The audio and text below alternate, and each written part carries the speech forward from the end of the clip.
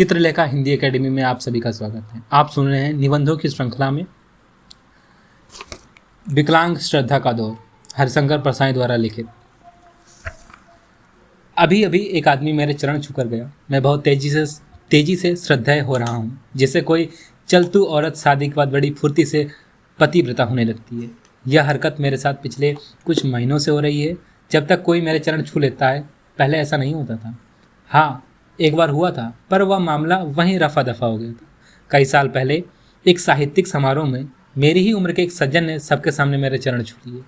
वैसे चरण छूना अश्लील कृत्य की तरह अकेले में ही किया जाता है, पर वह सज्जन सार्वजनिक रूप से कर बैठे तो मैंने आसपास खड़े लोगों की तरफ गर्व से देखा। तिचट्टो, देखो मैं श्रद्धेय हो गया। तुम घिसते रहो कलम। पर तभी उस श्रद्धालु ने मेरा पानी उतार दिया। उसने कहा, अपना तो यह नियम है कि गौ ब्राह्मण कन्या के चरण जरूर छूते हैं। यानी उसने मुझे बड़ा लेखक नहीं माना, बामन भी नहीं माना। श्रद्धेय बनने की इच्छा तभी मर गई मेरी। मैंने श्रद्धेयों की दुर्गति भी देखी। मेरा एक साथी पीएचडी के लिए रिसर्च कर रहा था। डॉक्टरेट अध्ययन और ज्ञान से नहीं, आचार्य कृपा से मिलती है। आचार्यों की कृपा से इतने डॉक्टर हो गए कि बच्चे खेल खेल में पत्थर फेंकते हैं तो किसी डॉक्टर को लगता है। एक बार चौराहे पर यह पथराव हो गया। 5 घायल अस्पताल पहुंचे। वे 5 हिंदी के डॉक्टर थे। नर्स अपने अस्पताल के डॉक्टर को पुकारती है, डॉक्टर साहब, तो बोल पड़ते थे हिंदी के ये डॉक्टर। मैंने खुद कुछ लोगों के चरण छूने के बहाने उनकी टांग खींची, लंगोटी धोने के बहाने लंगोटी चुराई थी। श्रद्धेय बनने की भयावता मैं समझ गया था, वरना मैं समर्थ हूँ। आपने आपको कभी का श्रद्धेय बना लेता है। मेरे ही शहर में कॉलेज में एक अध्यापक थे। उन्होंने अपने नेम प्लेट पर खुद ही आचार्य लिखवा लिया था। मैं तभी समझ गया था, इस फूहड़पन में महानता के कई लक्षण हैं। आचार्य बम्बई वासी हुए और वहाँ उन्होंने अपने आप को भगवान रजनीश बना डाला। आजकल वह फूहड़ से शुरू होकर मान्यता प्राप्त भगवान है। मैं भी अगर नेम प्लेट में नाम के आगे पंडित लिखवा लेता तो कभी का पंडित कहलाने लगता। रोमा सोचता हूँ, लोग मेरे चरण अब क्यों छूने लगे। एक श्रद्धा एकाएक कैसे पैदा हो गई। पिछले महीने मैंने एक ऐसा क्या कर डाला। कोई खास लिखा नहीं है, कोई साधना नहीं की, समाज का कोई कल्याण भी नहीं किया, दाढ़ी नहीं बढ़ाई, भगवा नहीं पहना, बुजुर्गी भी कोई नहीं आई। लोग कहते हैं यह वयोवृद्ध हैं और चरण छू लेते हैं। वे अगर कमीने हुए तो उनके कमीनेपन की उम्र भी 60-70 हुई। लोग वयोवृद्ध कमीनेपन के भी चरण छू लेते हैं। मेरा कमीनापन अभी श्रद्धा के लायक हुआ नहीं है। इस 1 साल में मेरी एक ही तपस्या है, टांग तोड़कर अस्पताल में पड़ रहा हूँ। हड्डी जुड़ने के बाद भी दर्द के कारण टांग फुर्ती से समेट नहीं सकता। लोग मेरी इस मजबूरी का नाजायज़ फ़ायदा उठाकर झट मेरे चरण छू लेते हैं। फिर आराम के लिए मैं तख्त पर लेटा ही ज़्यादा मिलता हूँ।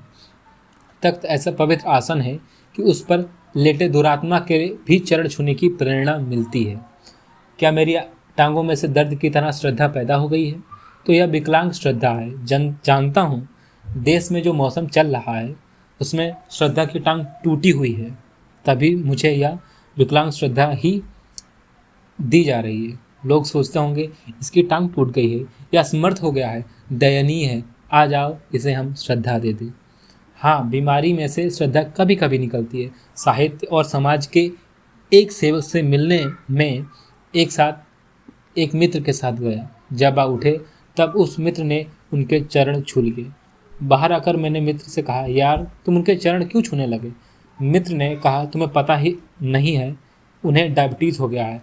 अब डायबिटीज़ श्रद्धा पैदा करे तो टूटी टांग भी कर सकती है। इसमें कुछ अटपटा नहीं।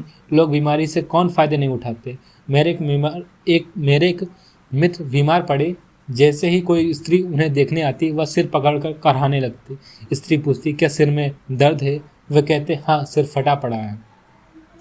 स्त्री सहज ही उनके सिर दबा देती। उनकी पत्नी ने ताड़ लिया, कहने लगी, क्यों जी, जब कोई स्त्री तुम्हें देखने आती है तभी तुम्हारा सिर क्यों दुखने लगता है? उसने जवाब में माकूल दिया, तुम्हारे प्रति मेरी इतनी निष्ठा है कि पर स्त्री को देखकर मेरा सिर दुखने लगता है। जन प्रीति रस इतने हूँ माही। श्रद्धा ग्रहण करने की भी एक विधि होती है। उसमें सहज ढंग से अभी श्रद्धा ग्रहण नहीं होती। अटपटा जाता हूँ। अभी पार्ट टाइम श्रद्धेय ही हुआ हूँ। कल 2 आदमी आए। वे बात करके जब उठे तब एक ने मेरे चरण छूने को हाथ बढ़ाया। हम दोनों ही नौसिखिए थे। उसे चरण छूने का अभ्यास नहीं था, मुझे छुआने का नहीं। जैसे भी बना उसने चरण छू लिए, पर दूसरा आदमी दुविधा में था। वह तय नहीं कर पा रहा था कि मेरे चरण छुए या नहीं। मैं भिखारी की तरह देख रहा था। वह थोड़ा सा झुका, मेरी आशा उठी, पर वह सीधा हो गया। मैं बुझ गया। उसने फिर जी कड़ा करके कोशिश की, थोड़ा झुका, मेरे पाँवों में फड़कन उठी, फिर वह असफल रहा। वह नमस्ते करके ही चला गया। उसने अपने साथियों से कहा होगा, तुम भी यार कैसे टुच्चे के चरण छूते हो। मैंने श्रद्धालुओं ने जवाब दिया होगा, काम निकालने को उल्लू से ऐसा किया ही जाता है। इधर मुझे उस दिन भर ग्लानि रही। मैं हीनता से पीड़ित रहा। उसने मुझे श्रद्धा के लायक नहीं समझा।